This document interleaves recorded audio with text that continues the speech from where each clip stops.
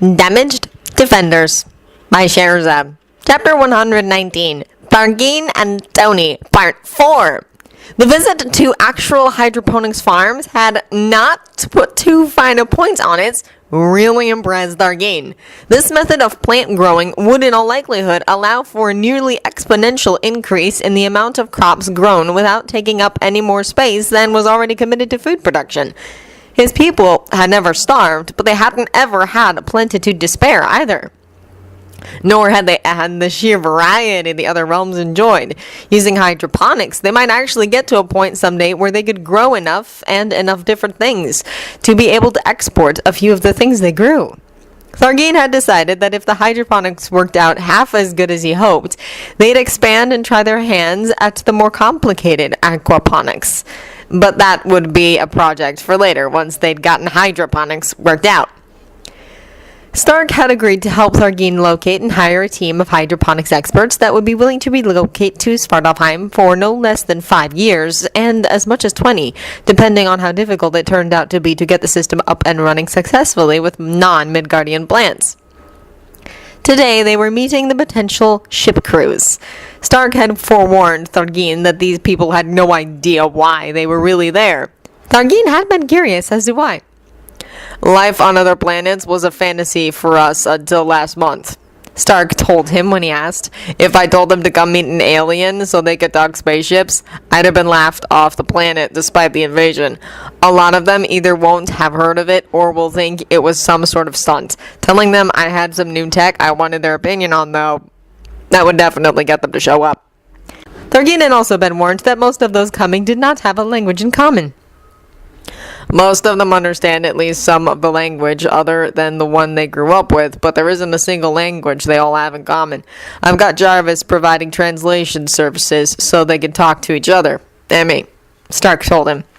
Before Stark could offer the same for Thargeen, Thargeen explained the spell that allowed him to understand any language. Not just him, of course. It had been placed on all the other realms long ago. But the point was that Thargeen wouldn't need someone to translate for him. The political divisions on Midgard were completely confusing, not to mention complicated. Even dealing with elves wasn't as bad as trying to figure out Midgard's political arenas. The sheer number of languages spoken was even worse.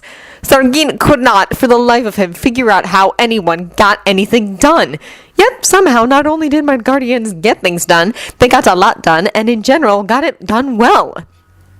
Thargeen was absolutely certain that the rest of the realms were in no way, shape, or form prepared to deal with Midgard and its people as they took their place in the realms.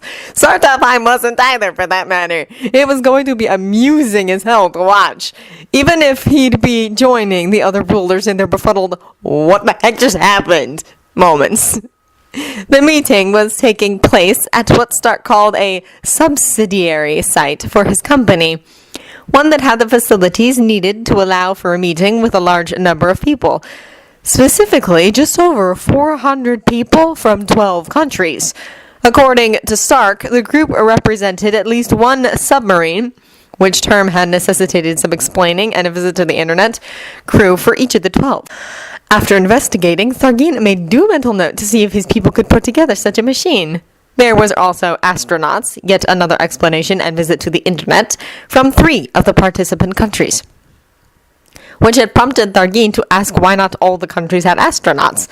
Not having submarine crews he could understand if a country did not border an ocean, but all 3 of them had access to space, so why not? The short version of the answer being simply not enough money. Though Stark said that while most countries didn't have their own space programs, they could, and several did, train people to go into space on the journeys that the countries that did have space programs partook of. The first thing Thargeen noticed when the 4 of them entered the large room was that the people all seemed to be in little clusters, some of whom were eyeballing other small clusters, mostly with wariness and suspicion if Thargeen read their expressions right. Thargeen assumed the divisions were by country, and the wariness and suspicion indicated some level of distrust or dislike between the groups eyeing each other. Again, with feeling, Midgard's politics were really confusing, enough to give a person a headache trying to figure them out. Welcome everybody to Defending the World, Politics Be Damned. Stark said, waving with an expansive gesture. Everyone has a Stark tab, yes? Stark waved the flat thing he had told Thargeen was the aforementioned Stark tab. Not that Thargeen had completely understood what the thing was. They're loaded with your native language and will provide translations. Given that Thargeen could hear Jarvis basically whispering in multiple languages at the same time, Thargeen was going to go with yes as the answer to that question. Countdown to governmental/political meltdown set after 24 hours. Mark, because there was no way in hell one or more, most likely all, of these people wouldn't tell their governments about this meeting. God, this was going to be both hilarious as hell and a nightmare to deal with. Tony did wish there was a way to keep this under the radar. If he thought he had a chance in hell of getting these people to sign and abide by an NDA, he'd have gone for it. For that matter, if he could have delayed this meeting for 6 or 8 or 10 months, he would have. But they needed these people and as early as possible, so here they were. Thank God for Pepper and SI's PR team. They'd spent the last month battening down the hatches and building fallout shelters, metaphorically speaking, in preparation for the political storm that they'd get hit with. So, first thing first. Sorry, but no new tech. I did, however, lure you here for an important reason, Tony said, eyeballing the group. Sure enough, right on schedule, about half of them got really irritated. Tony just rode right over that. Everyone's heard about the attack on New York City, right? There were a lot of nods, but one of the more mulish sorts glowered at him and snapped something, which half a second later Jarvis translated. This is American problem, not ours. Except for the part where more are coming, Tony said, staring the guy down. A lot more. Earth is in trouble, people. We have about a year to get in gear and be ready to kick this butt of the army that's coming, and the butt of the guy in charge of said army. There's a file on your tab that has all the information we know about this guy and the army he has at his back. Peruse it at your leisure. Except Tony's tone said for them to read that right now. Again, predictably, someone opted to ignore that and focus on the dwarves standing beside Tony. Though Tony was gratified to see quite a few folks checking their tabs and the file he'd mentioned. Who are these people with you? Tony grinned, honestly pleased. The question had been faintly suspicious, but mostly curious. A good time. Representatives for one of our allies in this fight, he said, and then waved at the three. I would like to introduce you to King Thargeen, Master Shipbuilder Razdan, and Fleet General Campana. They are dwarves, natives of a planet called Svartalfheim. Tony started a mental countdown, waiting to see how long it took someone to start frothing. He didn't even get to 5! About half the room exploded for any one of a variety of reasons, their voices overlapping one another. Tony ignored the babble and focused on his own Stark tab, where Jarvis was printing in English what was being said, and by whom. Even if Tony's been fluent in every language spoken in the room, which he wasn't, he wouldn't have had a chance in hell of understanding anything in the melee. Tony let it go for a minute, then tapped the tab in a prearranged signal with Jarvis. Immediately, a piercing, grating, and loud noise sounded. Most of the folks in the room cringed, and everyone fell quiet, at least for a second, in startlement. Long enough for Tony to break into the yelling match. Look, people, whether we like it or not, aliens are a thing. A thing that exists. There are files on your tab with information on the known species out there. The short version is that the Norse gods, while not actually being gods, exist. Odin, Thor, Loki, that whole bunch. The latter two also happen to be on Team Earth. Tony gave the room a toothy grin.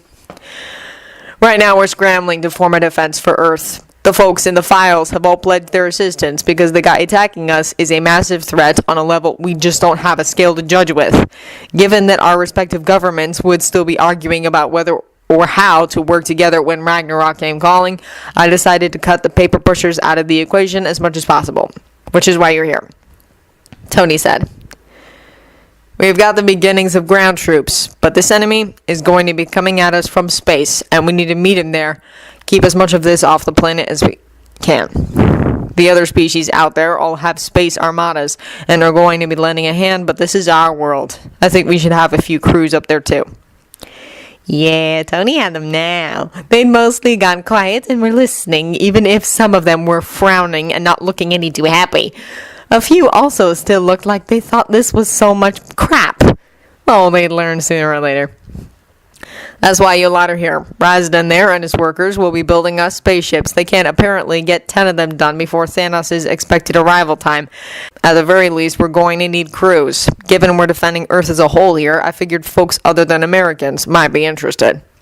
Tony Fernandez smirked. While none of the countries represented in this gathering flat out hated the USA, relations were strained with more than a few of them, and most of them would be very reluctant to allow the USA to get all the praise and benefits they imagined would come due to defenders of the planet if this threat Tony was yammering on about was real.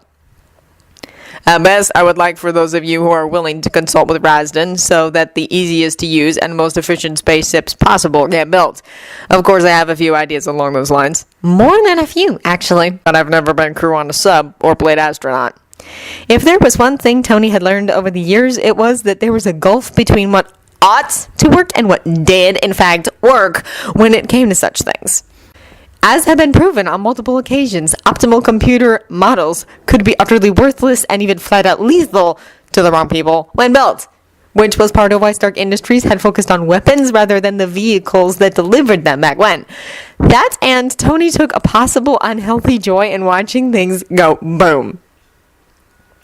I'm not asking any of you to reveal your country's tech secrets, Tony said. That's not what this is about. Then he waved to Rasden, who stepped forward.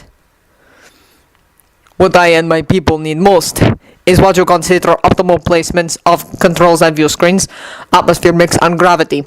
This will probably involve visits to the first mostly completed ship to make adjustments a couple weeks after construction begins, Rasden said.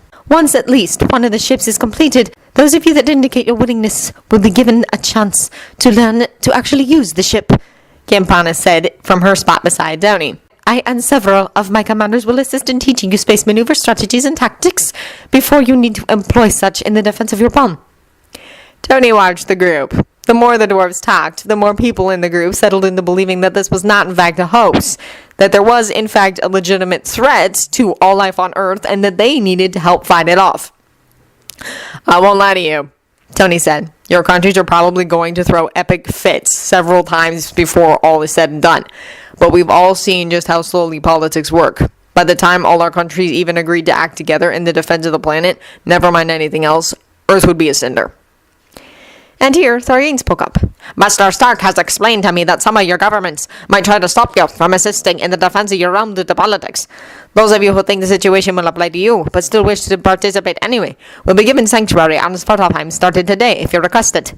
Should it become necessary, you will be welcome to live on Svartalfheim the rest of your lives. Yeah, and that was making this even more real for these people. At the same time, Tony could see at least half the room eyeing their tabs and the files thereupon with increasing auras of grim determination. Tony didn't think they'd have to live off-planet all their lives. If nothing else, other countries would probably be all too happy to allow the folks who help defend the planet call their country home. But the possibility of being in deep shit with their home country for the rest of their lives definitely existed.